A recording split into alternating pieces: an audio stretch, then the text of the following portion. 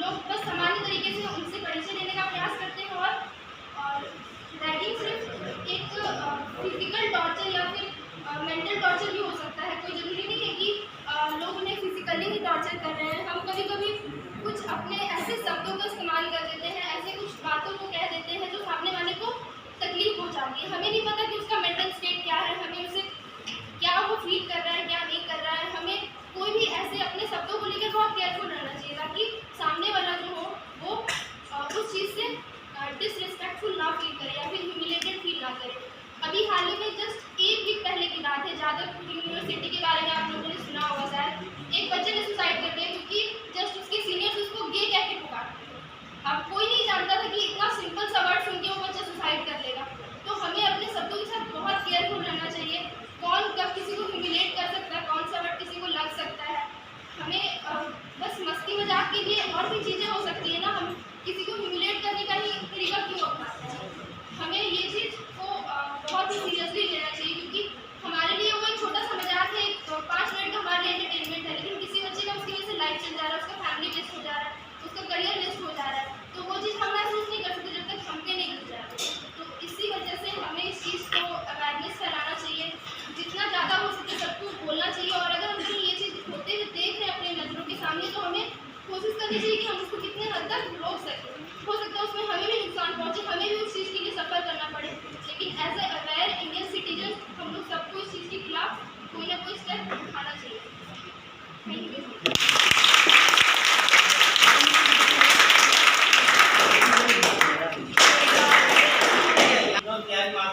विश्वविद्यालय के भौतिक विज्ञान विभाग के विभागाध्यक्ष आदरणीय प्रोफेसर डॉक्टर के बंधु चौधरी जी, इसी सभागार में उपस्थित हमारे प्राध्यापक एवं शैक्षणिक संकायाध्यक्ष आदरणीय प्रोफेसर डॉक्टर दिलीप कुमार गिरी जी, पूर्व में रह चुके विनोबा भावे विश्वविद्यालय के भौतिक विज्ञान के विभागाध्यक्ष आदरणीय प्राध्यापक डॉक्टर अली प्रसाद जी, बड़े भैया पंकज रवानी जी एवं इस सभागार में उपस्थित मेरे प्रिय भाइयों बहनों को मैं हृदय से अभिनंदन करता हूँ। विश्वविद्यालय अनुदान 12 अगस्त से 18 अगस्त तक एंटी रैगिंग डे मनाने का निर्देश आया है। इसी संदर्भ को लेकर आज सब हम इस सभागार में एकत्रित हुए हैं। एंटी रैगिंग को समझने के पूर्व हमें यह समझना चाहिए कि रैगिंग क्या है, रैगिंग शब्द की महत्वाकांक्षा क्या है, इसकी उत्पत्ति कहाँ से हुई। तो रैगिंग शब्द एक ऐसा शब्द है जो विश्वविद्यालय या महाविद्यालय शुरू होते ही सभी के कानों में सुनाई देती है। रैगिंग शब्द में मूल रूप से तो किसी भी संस्था के वरिष्ठ छात्र आए हुए नए छात्र छात्राओं के साथ अभद्र तरीके से बात करते हैं, अभद्र व्यवहार करते हैं ताकि उनका वर्चस्व वहाँ पर जमे। यही नॉर्मल रैगिंग होता है। रैगिंग की शुरुआत अगर कही जाए तो ग्रीस जो यूरोप में है वहाँ के खेल समुदाय के खिलाड़ियों के द्वारा आरंभ हुई थी। शालीनता का देने वाला यह संस्कृति, शालीनता का परिचय देने वाला यह संस्कृति तब सुर्खियों में आया जब 1873 में सर्वप्रथम रैगिंग के कारण पहली मृत्यु हुई थी। हमारा संस्कृति में रैगिंग शब्द का जिक्र ही नहीं है, हमारे संस्कृति में तो रैगिंग आता ही नहीं है। यह तो हमारा दुर्भाग्य था कि उस समय हम लोग अंग्रेजों के अधीन थे और अंग्रेजी माध्यम विश्वविद्यालय, अंग्रेजी माध्यम पढ़ाई के संस्थाओं में रैगिंग की शुरुआत हुई। वहाँ पर धीरे धीरे हमारे भारत में रैगिंग आग की तरफ फैलने लगी और 90 के दशक में रैगिंग ने बहुत ही अपना रौद्र रूप ले लिया। रैगिंग के कारण 90 के ही दशक में सिर्फ 1200 से भी अधिक आत्महत्याएं के केस दर्ज हैं, आप देख सकते हैं। और जो ये रैगिंग है ये धीरे धीरे हमारे IIT क्षेत्र हो, IIM क्षेत्र हो, जितने भी पढ़ाई संस्था हैं वहाँ पे बहुत ही ज़्यादा विकराल रूप लेने लगे। तो 2001 में हमारे सर्वोच्च न्यायालय के द्वारा एक आदेश आता है कि रैगिंग पर संपूर्ण रूप से प्रतिबंध लगाया जाए, परंतु इसके बावजूद भी कई सारे विश्वविद्यालय, कई सारे शैक्षणिक संस्थाओं में रैगिंग पर प्रतिबंध नहीं लगा। और 2005 की रिपोर्ट भी अगर आप देखते हैं तो 512 आत्महत्या के केस दर्ज हैं सिर्फ और सिर्फ हमारे मध्य प्रदेश राज्य में। आप देख सकते हैं कि सरकारी दबाव के कारण भी रैगिंग पर प्रतिबंध नहीं लग रहा है। इसके पीछे के कुछ मूल कारण हैं। ये कारण क्या है कि जब तक हम अपने आप में सुधार नहीं लाते हैं तब तक यह देश में सुधार आ ही नहीं सकता है। इतने बड़े बड़े भाषण, इतने लंबे चौड़े चौड़े बात बोल के कोई फायदा ही नहीं है जब तक आप अपने हृदय से अपने आप को परिवर्तन नहीं करेंगे। तो 11 फरवरी 2009 में पुनः सुप्रीम कोर्ट ने अपने न्यायपालिका की बैठक रखी और पुनः एक नया निर्णय लिया कि रैगिंग से बचने के लिए एंटी रैगिंग सेल का निर्माण। अब ये एंटी रैगिंग सेल क्या है?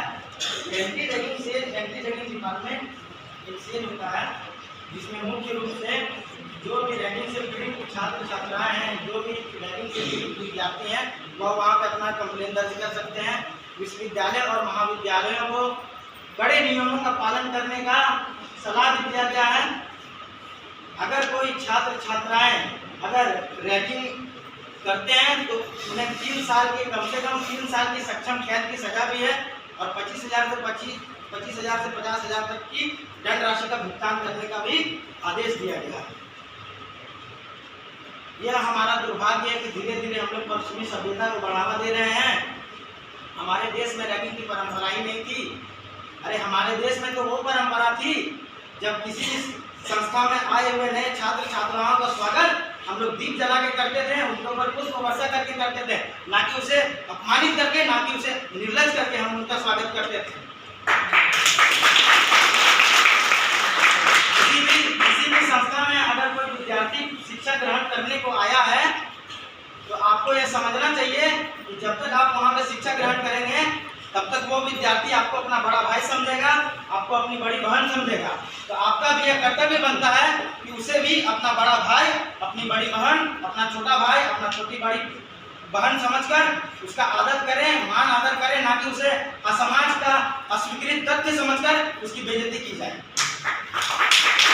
हमारा भारत जो है यहाँ पर शुरू से ही पूरे विश्व कामना की परंपरा रही है, पूरे ब्रह्मांड की शांति की परंपरा रही है, जिसका उल्लेख हमारे शास्त्रों में भी कुछ इस प्रकार है कि ब्रह्मा मुरारी त्रिपुरांतकारी भानु शशि भूमिसुतो बुधश्च गुरुश्च शुक्र शनि राहु केतु सर्वे ग्रह कर शांति भवन्तु। इसीलिए भारत का यह चिंतन कहता है कि सारा विश्व हमारा है। भारत ने ही तो सभी संस्कृति स्वीकारा है। अति पुरातन शाश्वत जग में इसी देश की गाथा है और सर्वश्रेष्ठ धर्म जग और माँ बस भारत माता है, माँ बस भारत माता है। इसी संकल्प के साथ इस अमृतकाल एवं G20 की अध्यक्षता करते भारत के इस विनोद बिहारी महतो कोयलांचल विश्वविद्यालय भौतिक विज्ञान विभाग के इस सभागार में उपस्थित परम आदरणीय प्राध्यापक गण, इसी सभागार में उपस्थित प्रत्येक सम्मानित भाइयों बहनों को प्रिय आर्यावर्त के कोयलांचल की धरती से विश्वविद्यालय अध्यक्ष चिरंजीव का प्रणाम। जय हिंद।